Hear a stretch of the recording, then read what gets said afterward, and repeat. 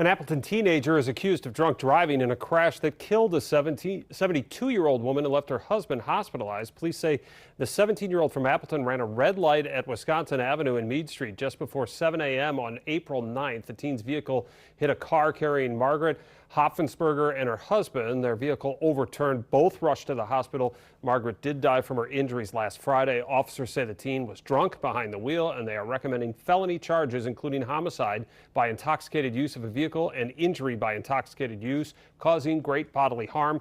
He isn't in jail yet because of his own serious injuries and ongoing medical needs.